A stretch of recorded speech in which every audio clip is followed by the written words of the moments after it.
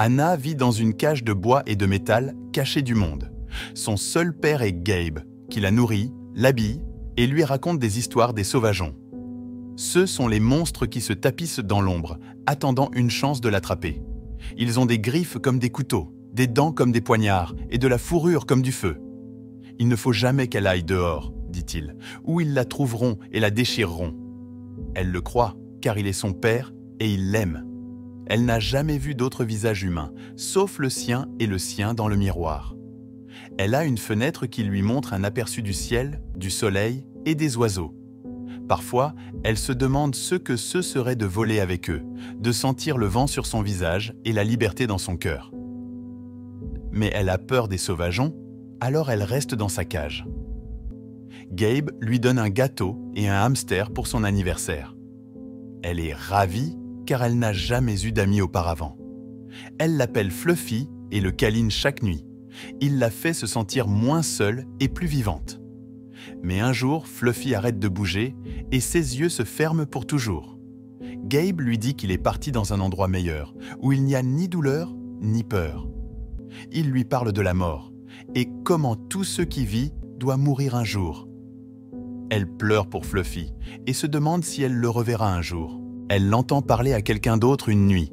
Elle est curieuse et essaie d'ouvrir la porte. Mais la porte la choque d'une décharge électrique et elle tombe par terre inconsciente. Quand elle se réveille, Gabe est à ses côtés. Il dit qu'il se parlait à lui-même et qu'ils sont toujours seuls au monde. Il dit que le choc était un piège pour les sauvageons, pour les tenir à l'écart de chez eux. Il dit qu'il est désolé de lui avoir fait du mal, mais qu'il a dû le faire pour la protéger. Il dit qu'elle est le dernier enfant sur Terre et que c'est son devoir de la garder en sécurité. Elle le croit, car il est son père et il l'aime. Elle souffre pendant des années, prenant le médicament qui empoisonne son corps et son esprit. Elle rêve des sauvageons toutes les nuits, la poursuivant dans la forêt avec leurs yeux et leurs bouches affamées. Elle souhaite pouvoir leur échapper, à Gabe, à elle-même. Elle le supplie de la laisser partir, de l'envoyer dans un endroit meilleur comme Fluffy. Gabe la regarde avec tristesse et culpabilité dans les yeux. Il dit qu'il l'aime trop pour la laisser partir. Il dit qu'il a tout fait pour elle. Il dit qu'il est désolé de ce qu'il a fait. Il sort un pistolet et se tire une balle dans la tête. Elle crie tandis que son sang éclabousse le sol. Elle est libre, elle est seule, elle a peur. Anna ouvre les yeux, entourée de visages étranges qui la fixent avec curiosité et pitié. Elle ressent une montée de peur et de confusion et se libère instinctivement des liens et des tubes qui la lient au lit. Elle court dans les couloirs, cherchant une issue, jusqu'à ce qu'elle atteigne le toit. Là, elle sent les rayons du soleil caresser sa peau pour la première fois et elle sourit avec émerveillement. Mais ce moment de joie est de courte durée, car des hommes en uniforme la saisissent et la ramènent. Ils l'attachent au lit et elle crie de terreur et de douleur. Une femme avec un badge et un pistolet entre dans la pièce et essaie de la calmer. Elle se présente comme le shérif Helen et demande à Anna qui elle est et d'où elle vient. Anna lui dit qu'elle est la fille de Gabe et qu'il l'a sauvée des sauvageons qui ont tué sa mère. Elle explique qu'ils ont vécu dans un sous-sol pendant de nombreuses années, jusqu'à ce que Gabe tombe malade et meure. Le médecin qui examine Anna dit à Helen que Gabe n'était pas son vrai père, mais un ravisseur qui lui a donné une overdose d'un médicament qui a stoppé sa croissance et retardé sa puberté. Il dit qu'Anna a en fait 16 ans, et non 8 comme elle paraît. Helen a pitié d'Anna et décide de la prendre sous son aile. Elle la libère de ses entraves et lui dit qu'elle prendra soin d'elle jusqu'à ce qu'ils en sachent plus sur ses origines.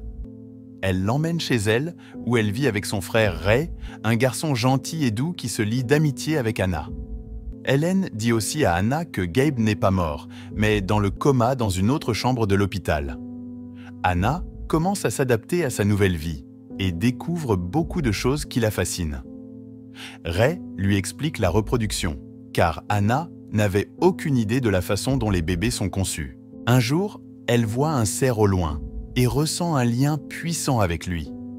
Elle le poursuit dans la forêt, mais s'arrête lorsqu'un homme vêtu d'une peau de loup barre son chemin. Il la regarde avec un mélange de curiosité et de reconnaissance. Anna commence aussi à remarquer certains changements en elle. Elle entend des choses que les autres ne peuvent pas entendre, comme les chuchotements et les battements de cœur. Elle fait des rêves de sauvageons errant dans la forêt des lumières boréales, un endroit dont elle a lu la description à la bibliothèque. Elle voit des marques noires sur ses ongles et ressent une étrange démangeaison dans son dos.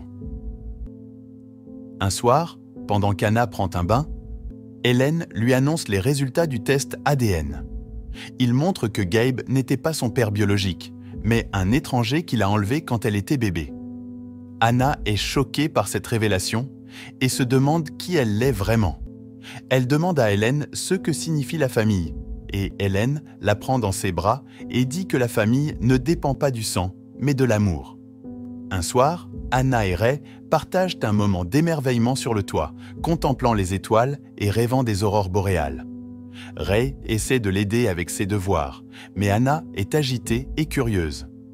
Elle repère une lueur au loin. C'est la fête de Jen, et Anna veut y aller. Elle n'a jamais été à une grande fête avant. Ray accepte de l'accompagner, et ils se rendent chez Jen. À la fête, Anna ressent une montée d'excitation et de joie. Elle boit un verre de quelque chose de doux et pétillant, et sent une chaleur dans sa poitrine. Elle danse avec Ray, et il rit et parle. Il se penche pour un baiser, une étincelle de connexion qui fait battre le cœur d'Anna. Mais alors, quelque chose se passe mal. Anna ressent une vive douleur dans sa bouche. Elle s'écarte de Ray et voit du sang sur ses lèvres. Elle court aux toilettes et se regarde dans le miroir. Ses dents tombent les unes après les autres. Elle crie et s'enfuit par la fenêtre. Elle court dans la forêt, les ombres sombres se refermant sur elle. Elle entend un grognement derrière elle et se retourne. Une bête bondit sur elle, croc découvert et yeux luisants. C'est Lawrence, son camarade de classe, mais il a l'air différent. Il ressemble à un sauvageon, une créature légendaire censée être éteinte. Anna se défend, le mordant avec ses dents restantes. Il tombe au sol, saignant abondamment. Anna réalise ce qu'elle a fait et essaie de l'aider. Mais il est trop tard. Il est mort. Anna s'enfuit, retournant à la maison de Gabe.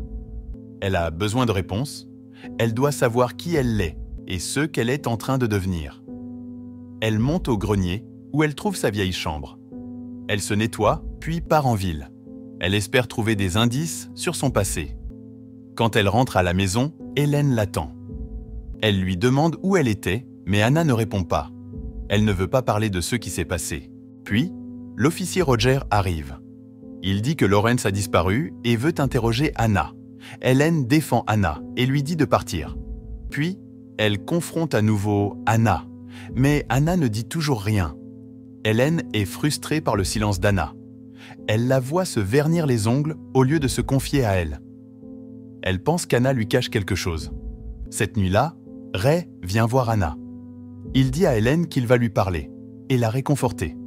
Il entre dans la chambre d'Anna et voit qu'elle perd encore des dents. Pris de panique, il court dehors prévenir Hélène. Anna en profite pour s'échapper à nouveau. Elle court dans les bois où elle se sent chez elle. Là, elle rencontre à nouveau l'homme-loup qui lui donne de la nourriture. Il regarde ses ongles et ses dents et dit qu'elle pourrait être une sauvageonne aussi. Il lui dit qu'il sait où sa mère est enterrée. Anna le suit jusqu'à une grotte où il lui montre un crâne avec un trou de balle. C'est le crâne de sa mère. Anna le touche et voit un flash de mémoire. Gabe tirant sur sa mère pendant la purge des sauvageons il y a 16 ans. Gabe épargnant la petite Anna du même sort et l'emmenant avec lui. Anna réalise la vérité sur ses origines et se sent trahie par les mensonges de Gabe. Après avoir appris cela, elle fait irruption à l'hôpital, où Gabe est dans le coma. Elle veut le confronter, lui faire payer ce qu'il lui a fait. Mais il ouvre les yeux et la regarde avec un triste sourire. Il sait qu'elle sait. Il sait qu'il a échoué. Pendant ce temps, Hélène, le shérif, enquête sur le mystère de la mort de Lawrence. Elle trouve un indice dans la vieille chambre d'Anna, un dessin d'une étrange créature. Elle se souvient l'avoir déjà vu, dans un dossier. Elle réalise qu'Anna est d'une certaine manière liée au meurtre. Anna court de retour chez elle, espérant y trouver un peu de sécurité. Mais Hélène l'attend, menottes et pistolet en main. Elle dit à Anna qu'elle a trouvé ses vêtements près du corps de Lawrence et que tout le monde pense qu'elle l'a tué. Anna la supplie de la croire innocente, mais Hélène n'écoute pas. Elle enferme Anna dans une cellule.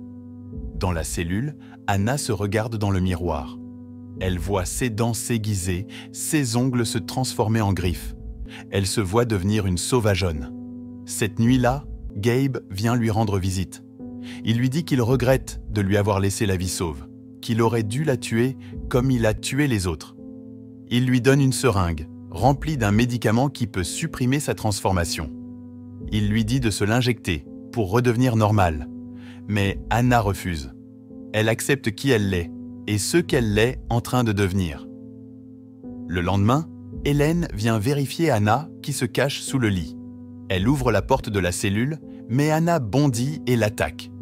Elle assomme Hélène et les autres officiers et s'échappe de la prison. Elle court dehors, où elle voit Ray. Elle lui demande de l'aider, de l'emmener vers les aurores boréales, là où elle est née. Il accepte et il monte dans sa voiture. En chemin, Anna dit à Ray qu'elle est une sauvageonne, une des dernières de son espèce. Ray est choqué, mais il ne la juge pas. Il l'apprécie pour ce qu'elle est. Ray arrête la voiture au milieu de la forêt, où ils doivent continuer à pied. Anna le guide à travers les arbres, vers le nord. Mais ils ne sont pas seuls. Ils sont poursuivis par des chiens et des chasseurs. Les chasseurs sont menés par Roger et Gabe, qui ont décidé de traquer Anna et de la tuer une fois pour toutes. Ils les rattrapent et tirent sur Ray à l'épaule. Anna essaie de le protéger, mais ils sont en infériorité numérique et moins armés. Anna emmène Ray au bord d'une falaise d'où ils ne peuvent s'échapper. Elle le pousse dans l'eau en dessous, espérant qu'il survivra. Puis, elle saute après lui, évitant les balles. Anna nage loin de Ray, attirant l'attention des chasseurs loin de lui.